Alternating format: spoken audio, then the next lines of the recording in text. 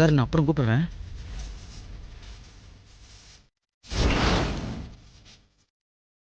ஐயோ, அந்த பேப்பரை பார்த்துட்டா ப்ரோக்கும் பார்வதிக்கு நடந்த ரெஜிஸ்டர் மேரேஜ் தெரிஞ்சிருமே. என்ன பண்றது?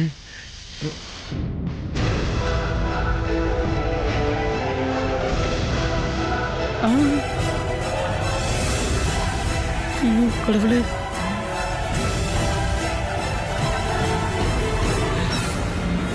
ஐயோ, பேப்பர் பார்த்துட்டாலே. என்ன பண்றது?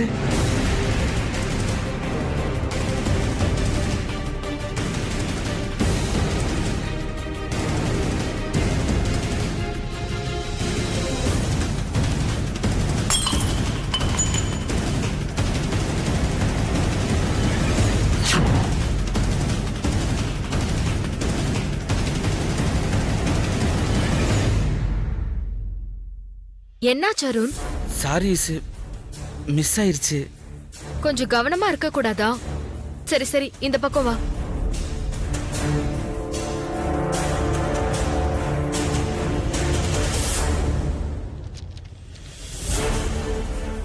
அது என்ன ரெசிப்ட் அருண்? ஐசே, இது இந்த கார்ப்பரேஷன் பில்லு மேனேஜர் எடுத்து வைக்க சொன்னாரா. அதான் ஃபைல தேடிட்டு இருக்கும்போது காத்துல கீழே விழுந்துருச்சு. இது தெரியாம நான் ஃபைல தேடிக்கிட்டு இருந்திருக்கேன். முக்கியமான பில் எல்லாம் பத்திரமா வை அருண். ஆண்டி சொல்ற மாதிரி உனக்கு என்னைக்குதான் பொறுப்பு வரப்போதோ தெரியல.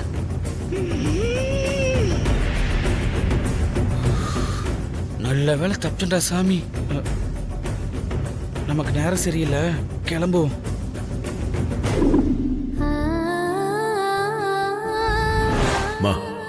தயவு செஞ்சு இதில் நீங்கள் தலையிடாதீங்க. நீங்கள் கொஞ்ச நேரம் அமைதியாக இருங்கம்மா. அவங்ககிட்ட நான் பேசுகிறேன்.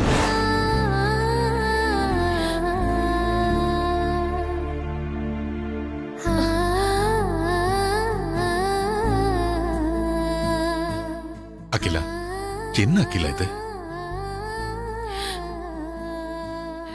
என்னால தாங்கிக்க முடியலங்க. யாதி என்ன பார்த்து இப்படி ஒரு வார்த்தை சொல்லுவான்னு நான் கனவுல கூட நினைச்சு பார்க்கலங்க. நீ என்ன தப்பா நினைச்சுக்கிட்டாலும் பரவாயில்ல அகிலா. என்ன பொறுத்த வரைக்கும் ஆதி அந்த சிச்சுவேஷனை கரெக்டா தான் ஹேண்டில் பண்ணிருக்கான்னு சொல்லுவேன். என்னங்க சொல்றீங்க? சிச்சுவேஷனை ஆதி கரெக்டா ஹேண்டில் பண்ணிருக்கானா? ஆமா அகிலா, இப்படி சொல்றதுக்கு எனக்கு கொஞ்சம் கஷ்டமா தான் இருக்கு. நீயே கொஞ்சம் யோசிச்சு பாரு. முன்னாடி எல்லாம் எந்த ஒரு விஷயத்தை எடுத்துக்கிட்டாலும் யாரு என்ன சொன்னாலும், ஏன் நான் சொன்னா கூட நீ உன் மனசுல எது சரின்னு படுதோ அததான் முடிவு பண்ணுவ. எடுத்த அந்த முடிவுல உறுதியாவும் இருப்ப. நீ குழம்பிக்கவும் மாட்ட, உன்னை யாராலையும் குழப்பவும் முடியாது.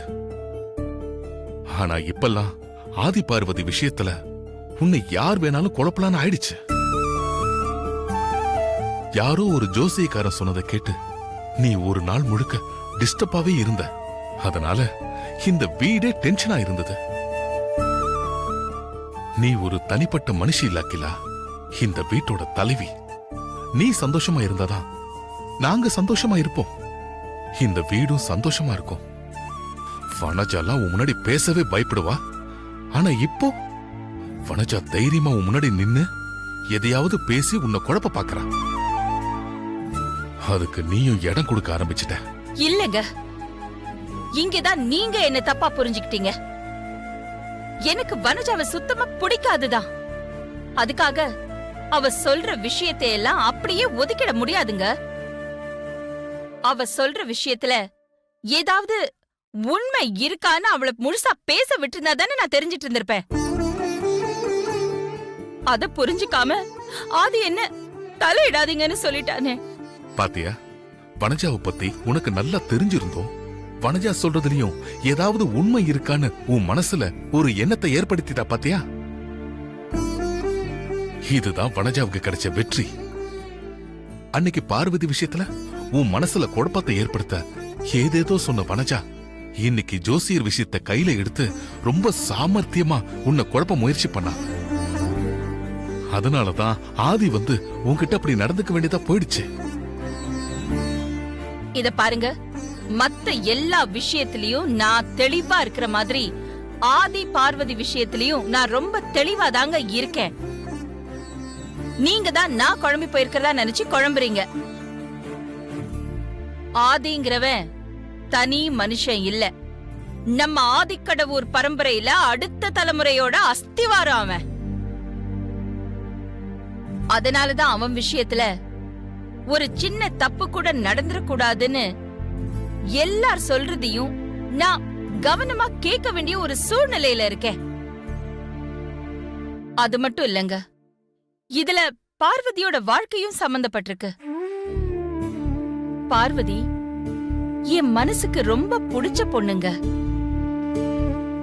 இனிமே அவ கல்யாணத்துல எந்த ஒரு பிரச்சனையும் வந்துடக்கூடாது. அவளுக்கு நல்ல ஒரு வாழ்க்கை அமைச்சு கொடுக்கணும்னு நான் ஆசைப்படுறேங்க. அதுக்காக தான் நான் இவ்ளோ கவனமா இருக்கேன். அது தப்பாங்க? பார்வதி மேல இவ்வளவு அக்கறையா இருக்கிற அகிலா உண்மை தெரிஞ்சா எப்படி நடந்துக்குவாளோ ஒரே குழப்பமா இருக்கேன். உன் அக்கறை எல்லாம் சரிதான் அகிலா, ஆனா ஆதி மேல நம்பிக்கை இருந்தா நீ இப்படி குழப்பிக்க மாட்ட. என்னங்க சொல்றீங்க? ஏன் மகன் ஆதி மேல எனக்கு நம்பிக்கை இல்லைன்னு சொல்றீங்களா? சுத்தமா நம்பிக்கை இல்லைன்னு சொல்லல, முழு நம்பிக்கை இல்லைன்னு சொல்றேன். உனக்கும் ஆதிக்கு நடுவுல சின்ன விரிசல் விழுந்துருச்சோன்னு எனக்கு பயமா இருக்கா அகிலா. தயவு செஞ்சு அதை பெருசா வளர விட்டுறாத, உடனே சரி பண்ணிட.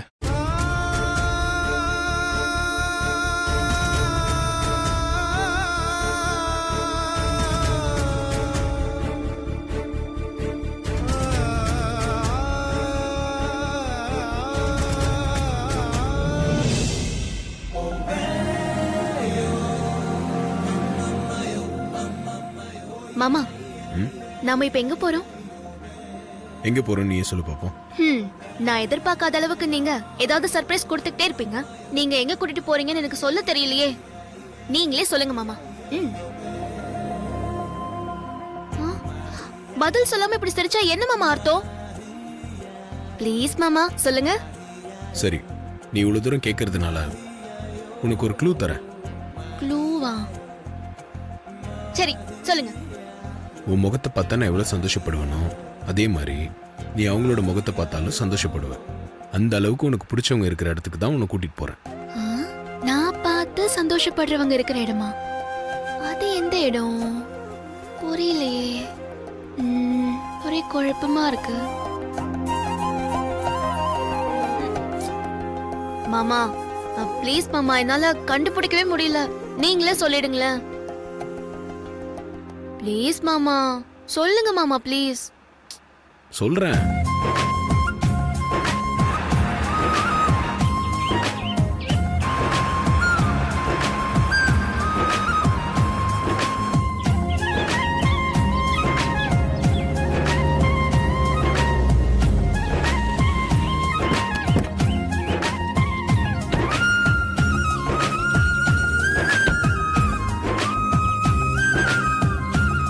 என்ன மாமா, நம்ம எங்க வந்திருக்கோம்? வர வேண்டிய இடத்துக்கு தான் வந்திருக்கோம். நீ கண்ணை மூடு. என்னாச்சு மாமா? எதுக்கு கண்ணை மூடுன்னு சொல்றான்ல, கண்ணை மூடு.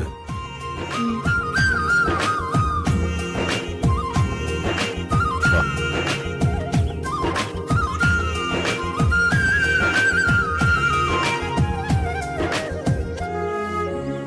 என்ன மாமா, எங்க கூட்டிட்டு போறீங்க?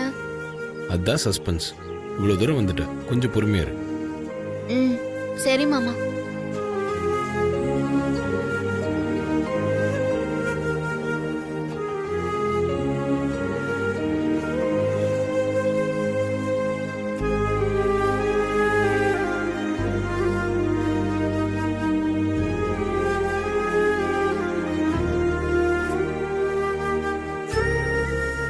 இப்ப கண்ணை திறந்து பாரு.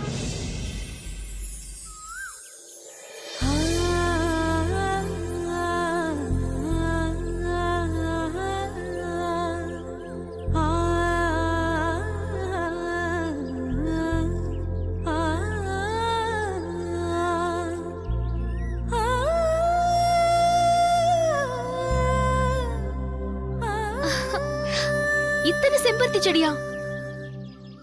இதுக்கே இவ்வளவு சந்தோஷப்பட்ட எப்படி? சுத்தி பாரு.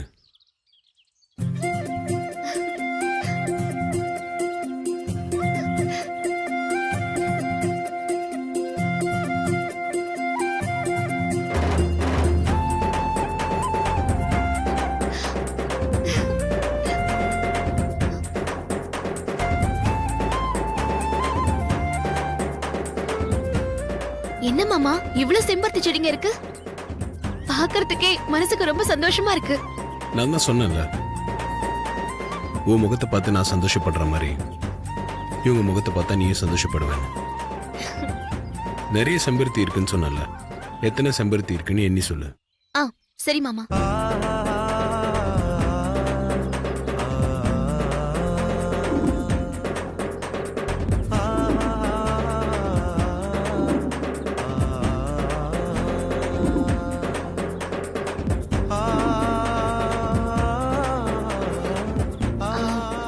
மொத்தமா 500 செம்பருத்தி இருக்கு மாமா. ம்ஹும். தப்பு, நீ சரியா எண்ணல.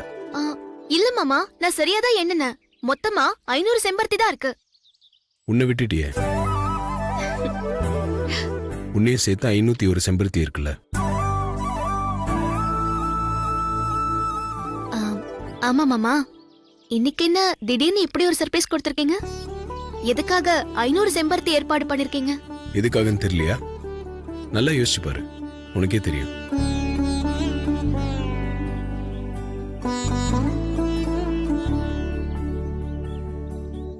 ஆ, எதுக்கு 500 செம்பருத்தின்னு புரிஞ்சு போச்சு. எனக்கு மட்டும் இல்ல, எல்லாருக்குமே புரிஞ்சு போயிருக்கும். ஆமா, நான் உனக்கு ஒரு சர்ப்ரைஸ் கொடுத்துருக்கேன்ல, நீ எனக்கு என்ன கொடுக்க போற?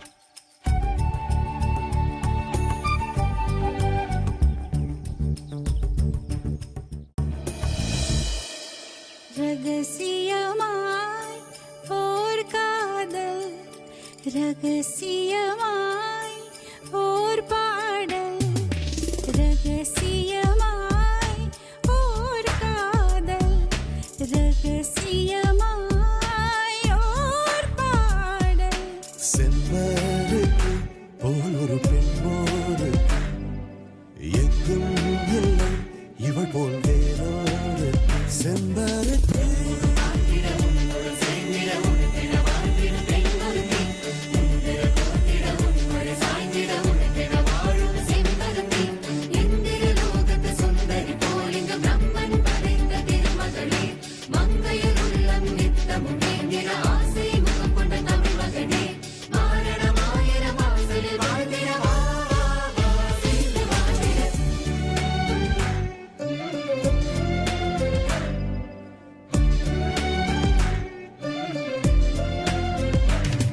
என் பொண்டாட்டியே, என் ஆசையெல்லாம் உன்னை சேர உள்ளம் தவிக்கின்றது. என் செல்ல மாமா, உன் சிரிப்பில்தான் என் சோகம் எல்லாம் தொலைகிறது. என் காதலே உன்னை சேரவே ஆன்மகனாய் பிறந்து வந்தேன். உன்னோடுதான் நான் வாழவே 100 ஜென்மம் காத்திருந்தேன். நினைவெல்லாம் இங்கு நீதானே. உனக்காக பிறந்தேனே. காலமெல்லாம் காதலுடன் வா வா வா சேர்ந்து வாழ்ந்திட. இது போதுமே பெரியய்யா, வேறு வரம் இனி தேவையா? செம்பருக்கு போல் ஒரு பெண்ணோடு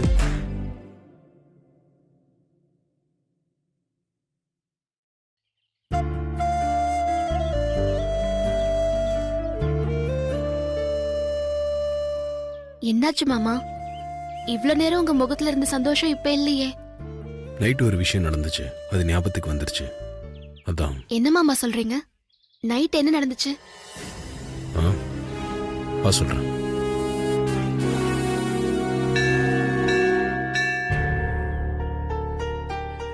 மாமா, என்ன மாமா ஏதோ சொல்றேன்னு சொல்லிட்டு கோவில் கூட்டிட்டு வந்திருக்கீங்க? நைட்டு அம்மாக்கும் எனக்கு கொஞ்சம் பிரச்சனையாயிடுச்சு. என்ன மாமா சொல்றீங்க? நீ பயப்படாத, உன்னால இல்ல, சித்தியால தான். வனஜாமா என்ன பண்ணாங்க? ஜோஷியர் எழுதி கொடுத்த சீட்டை யாராவது மாத்தி வச்சிருப்பாங்கன்னு அம்மாவை குழப்ப பார்த்தாங்க. அப்போ நான் அங்கிருந்து சித்தியை திட்டி விரட்ட பார்த்தேன். அப்போ அம்மா சித்தியை பேசட்டும் விடுன்னு சொன்னாங்க. அப்போ நான் அம்மா கிட்ட இந்த விஷயத்துல நீங்க தலையிடாதீங்க, கொஞ்சம் அமைதியா இருங்கன்னு சொல்லிட்டேன். நான் அப்படி சொன்னதுல அம்மா கண்டிப்பா அப்செட் ஆயிருப்பாங்க. அதுக்கப்புறம் அம்மா முகத்தை கூட பார்க்காம அங்கிருந்து போயிட்டேன். என்ன மாமா நீங்க ஏன் இப்பெல்லாம் நீங்க அம்மாவுக்கு எதிராவே நடந்துக்கிறீங்க? எல்லாம் உனக்காக தான். என்கிட்ட இருந்து யாரும் உன்னை பிரிச்சிடக்கூடாது. எனக்கும் அம்மாக்கும் வேற எந்த விஷயத்திலும் கருத்து வேறுபாடு வந்ததில்ல. ஆனா என்னமோ தெரியல, உன் விஷயத்துல மட்டும் அம்மாக்கும் எனக்கும் அடிக்கடி கருத்து வேறுபாடு வருது. உன்னை ஹாஸ்பிட்டல் அட்மிட் பண்ணும்போது என்னை கூட இருந்து பார்வதியை பார்த்துக்கோன்னு சொன்ன அம்மா என்கிட்ட சொல்லாமலே உன்னை ஹாஸ்பிட்டல்ல இருந்து டிஸ்சார்ஜ் பண்ணி வீட்டுக்கு கூட்டு வந்துட்டாங்க. உன்னை டிஸ்சார்ஜ் பண்ணி வீட்டுக்கு கூட்டு வந்த அன்னைக்கு என்ன நடந்துச்சுன்னு தெரியும்ல. உன்னை நல்லபடியா அம்மா பார்த்துக்கோன்னு சொன்னப்போ நான் பார்த்துக்கிறேன்னு சொன்னேன். அதுக்கு அம்மா என்னை எப்படி பார்த்தாங்க தெரியுமா? முகத்தில் அடிச்ச மாதிரி சுந்தரத்துக்கிட்ட தான் சொன்னேன்னு சொல்லிட்டு போயிட்டாங்க. உன்னை காரணமா வச்சு எனக்கும் என் அம்மாக்கும் எந்த ஒரு மன வருத்தமோ இல்லை எந்த ஒரு விரிசலோ வரக்கூடாது. அது மட்டும் இல்ல, அம்மா மனப்பூர்வமா உன்னை மருமகளை ஏத்துக்கணும். அதுக்காக தான் கடவுள்கிட்ட வேண்டிக்கலான்னு கோயிலுக்கு வந்தேன். உன்னையும் என்னையும் சேர்த்து வச்ச கடவுள்கிட்ட நம்ம 2 பேரும் சேர்ந்து வந்து வேண்டிக்கிட்டா நம்ம வேண்டிக்கிட்டதை சீக்கிரமா நிறைவேற்றி வைப்பார்ல. அதுக்கு தான் உன்னையும் கோயில் கூட்டிட்டு வந்தேன். கடவுள் நிச்சயமா உங்க வேண்டுதலை நிறைவேற்றி வைப்பாரு மாமா. வாங்க போய் வேண்டிக்கலாம்.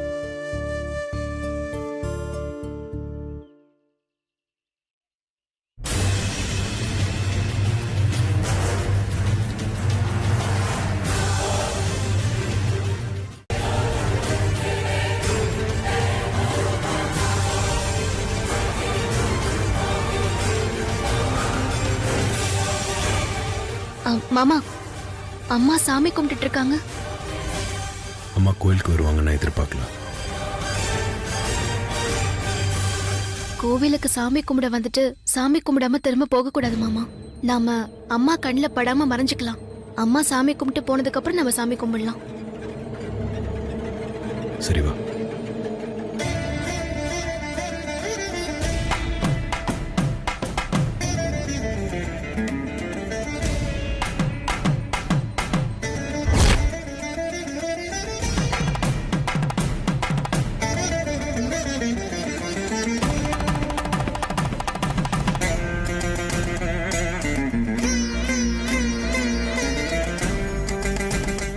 தசரதனுக்கு ஒரு ஸ்ரீராமன்னா இந்த அகிலாண்டேஸ்வரிக்கு ஆதித்யான்னு எல்லாரும் என்னையும் என் மகனையும் பார்த்து ஆச்சரியப்படுவாங்க. அப்படிப்பட்ட என் மகனை நான் சந்தேகப்பட்டுட்டேனான்னு என் மனசுல ஒரு உறுத்தல் ஏற்பட்டிருக்கு. எந்த காரணத்தை கொண்டும் எனக்கும் என் மகன் ஆதிக்கும் சின்னதா கூட மன விரிசல் வந்துடக்கூடாது. அப்படி ஒரு விரிசல் ஏற்பட்டா அதை என்னால தாங்கிக்க முடியாது.